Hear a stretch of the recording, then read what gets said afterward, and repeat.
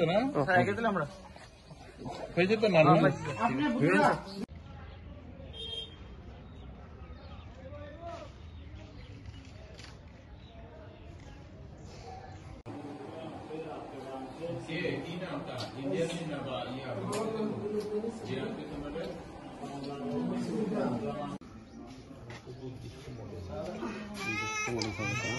Disco model না sir?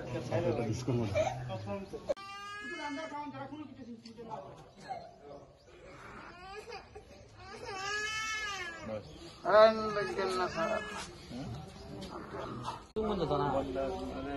মানে ওই সাউথ ত্রিপুরা সাইড দুইবার স্যার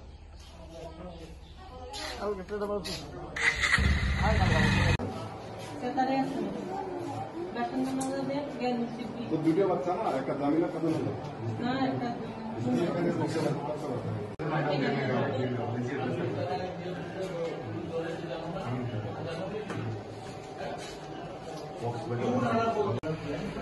আজকে সকালবেলা আমরা স্টেশনে ডিউটি চলাকালীন আমরা ডিআরটি স্টাফ আর বিএসএফ মিলে যখন রুটিন চেকিং চলছিল তখন টোটাল 12 জন বাংলাদেশি, এর মধ্যে 4 জন পুরুষ, 4 জন মহিলা আর 4 জন শিশু সহ ধরা পড়ে।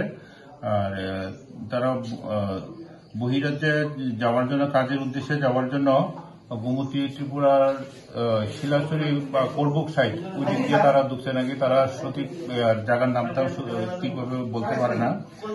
তারা বাংলাদেশি একজন তাওদের সাহায্যে তারা ইন্ডিয়াতে ঢুকেছিল। তারা গতকাল নাকি রাত্রিবেলা জঙ্গলে রাত্র কাটাইছে, আর আজকে সকালবেলা 2টা গাড়ি করে গেছিল তেলমোড় রেল স্টেশনে এসে তারা বহিরাজ্যে যাওয়ার উদ্দেশ্যে এখানে ঘোরাঘুরি করছিল রেল স্টেশনে। আর যে তাদেরকে সাহায্যকারী টিকিট কাটছিল, আর আমাদের স্টাফকে দেখে ও জায়গা থেকে পালিয়ে গেছে। এখন তাদেরকে আমরা আজকে কোর্টে প্রবাদ করবো আমাদের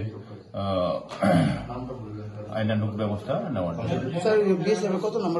বিএসএফ এর কাশিয়ামঙ্গলের তারা জি ব্রাঞ্চে তারা ডেইলি এখানে ডিউটি করে, আমাদের ডিআরটি স্টাফের সঙ্গে যৌথভাবে ডিউটি করে। তারা 104 ব্যাটালিয়ন বিএসএফ কাশিয়ামঙ্গলের।